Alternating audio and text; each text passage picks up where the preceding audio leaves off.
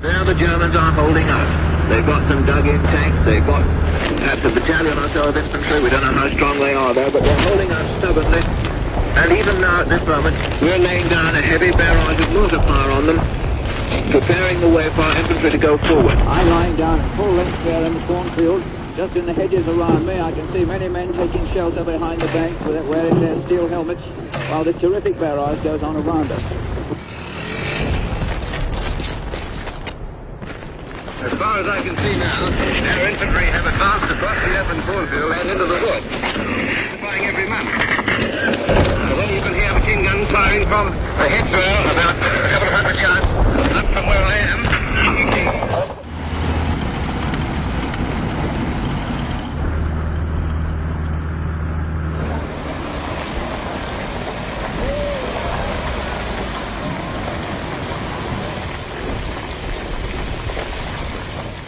By massing artillery, tactical bombing and ground attack aircraft, the Allies destroyed hundreds of enemy vehicles and captured thousands of enemy soldiers. In this video, I explain blow by blow how this happened. I'll also take you to the scene of some of the most ferocious fighting where panicked German soldiers fought amongst themselves to escape the Allied onslaught, where German officers, pistols drawn, had to discipline their own men to try and restore order.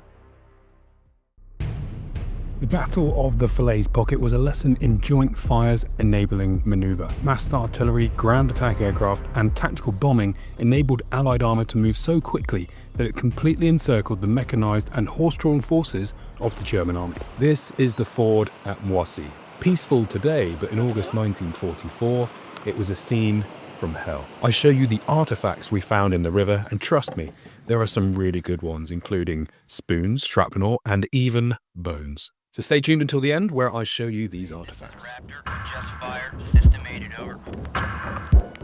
Raptor, this is Steel Ray, just fire, systemated, out. We're going to start off our story on the 1st of July, where the landing beaches had been linked into one continuous beachhead. The port city of Cherbourg had been captured, and the flow of supplies, men, and materiel was well established. The Allies were now poised to make their move and exploit their superior mass. The Allied forces now numbered over 1 million troops and 170,000 vehicles. The Allied plan saw the British and the Canadians fixing the balance of the German fighting power and their armoured formations in the east, near the open plains that surround Caen. The American forces, facing fewer and perhaps weaker German formations, would achieve a breakout in the west, projecting south to capture the strategic road hub of Saint-Lô. This offensive would be preceded by an immense aerial bombardment designed to clear ground north and west of Saint-Lô. This offensive was named Operation Cobra. Now, although the German forces may not have been as strong in the west, the terrain was indeed murderous. Typically called bocage country, to the Americans it became known colloquially as hell in the hedgerows. Centuries-old earth embankments knotted with roots and trees, it was characterised by high hedges and sunken lanes, and I've shown you an example here. I can't emphasise just how impressive these earthworks are. So this is probably a good 8 foot tall, and consider that in the summer all the foliage would have been on top as well, and it would have formed a canopy as they connected from both sides. But this is bocage. This is Normandy sunken lanes that the Allies were fighting through, and it's regiments just like the 116th who were on their way to go and enter Saint-Lô, who were fighting through positions just like this. I'm going to visit Saint-Lô in a future video, so I won't talk too much about it here, but needless to say, from the destruction that you can see in this then and now picture, the fighting was terrible. The buildings today completely scarred from the fighting that took place here. With the capture of Saint-Lô and having broken through the German lines, the Americans could now rapidly advance, capturing Avranches by the end of July. These scenes showing jubilant locals cheering on American forces as they liberated towns all along the west coast of the Cotentin Peninsula. With George Patton's newly activated Third Army, the Americans could now break out into Brittany. The attrition in the hedgerows was over, and manoeuvre warfare was back on the menu. However, after the fall of Avranches, the Germans, under the direct control of Adolf Hitler, launched a counterattack to the coast, Operation Lüttich. The intent was to drive the Americans to the sea, cutting off the Third Army from its ground lines of communications and its supply routes back north through the Cotentin. However, the counterattack was a German disaster.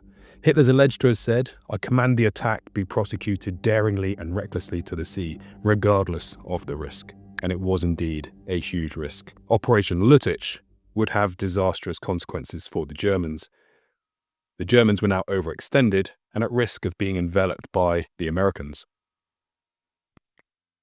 But where does Moissy Ford come into this? Now, this beautiful valley in Normandy, seen here from St. Lambert-sur-Dives, with its Norman castles, which you can see here at Falaise, its Calvados and its cider.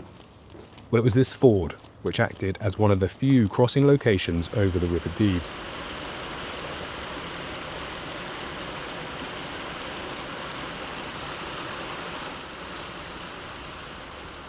The river is shallow, yes, but it has typically steep banks that you see in Normandy. As the Germans became encircled, they found the river at their backs, a natural obstacle preventing their withdrawal, a wet gap crossing. The writing was on the wall for the Germans. As the Germans retreated east back towards the Seine, they formed columns and traffic jams along the roads, and they were mouth-watering targets to the Allied forward observers and the tactical air controllers. The Allies massed their firepower, relentlessly targeting these groups of targets.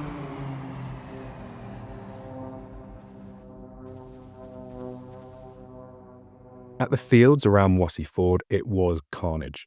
And you can see the track marks of vehicles frantically trying to either evade ground attack aircraft or perhaps just trying to find an escape out of the field and across the river. The withdrawal naturally descended into chaos, and there are stories of German officers shooting their own men to regain discipline.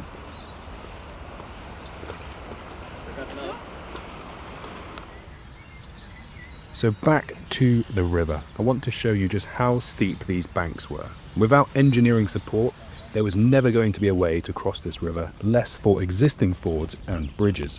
But the Allies knew exactly where these were, and they targeted those areas relentlessly.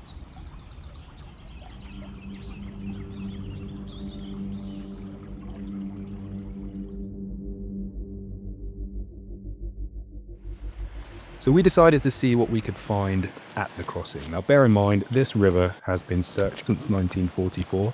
Lots and lots of items have been found in this river, and yet we still managed to find lots of items.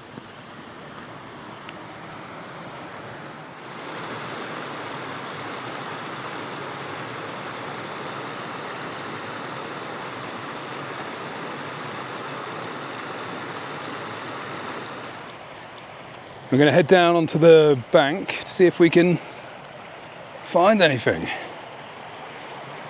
It's an old ladder, but that isn't from the Germans, I wouldn't expect. Testing my athleticism now.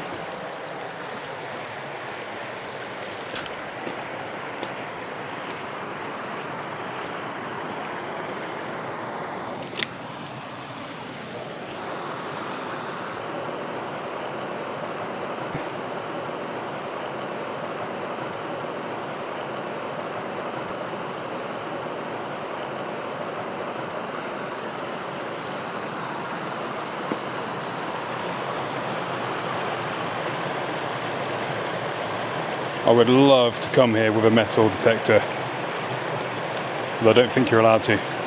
We just found this bone in the river, but very likely an animal bone, of course. But remember, there were thousands of horses that died in and around this area, and I've shown you the pictures of them already. So if anyone is a bone expert, they know what that is? Now, this is very probably a cow bone or a sheep bone, perhaps even a horse bone. But we also found shrapnel too. We found metal loops from a pair of boots or from clothing, and we found a spoon, all potential signs of what happened here.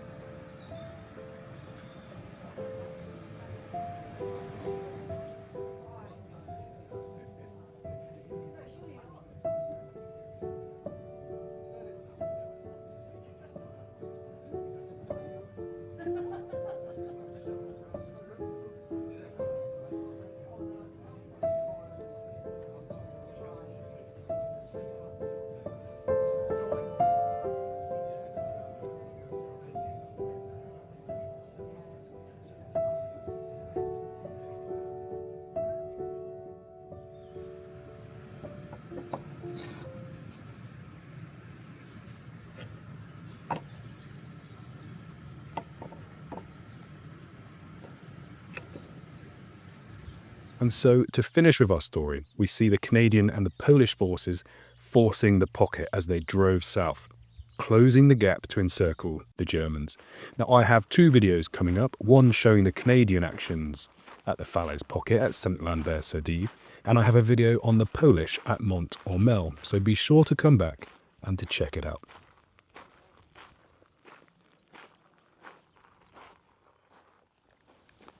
So leaving the ford, we're just going to try and do a then and now picture of all of the horses as they were coming down this track, having just made it across the ford.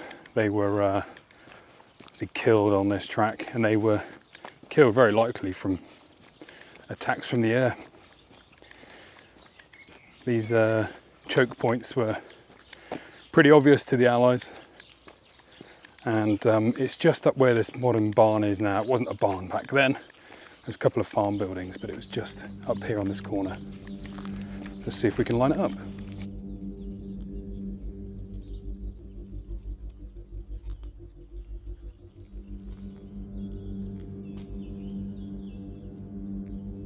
I hope you've enjoyed this video. Until next time.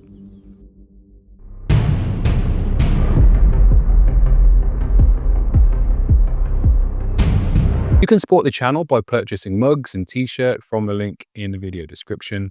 And the t-shirts are far more popular than I expected them to be, and we've now got a new stock on the shelves, so go ahead and get yourself one.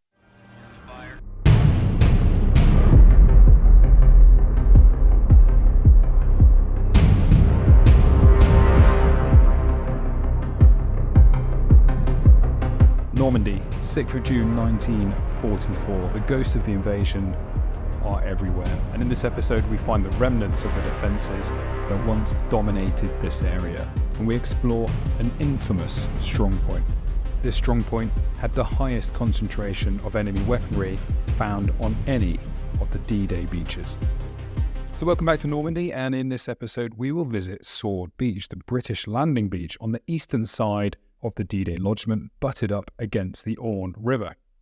The area we will start with is near Le Brec, and before we go to what is arguably the most heavily defended area of all of the D-Day beaches, we're then going to look at Strongpoint 0880, codenamed the Cod Strongpoint. This is Raptor, adjust fire, system aided over.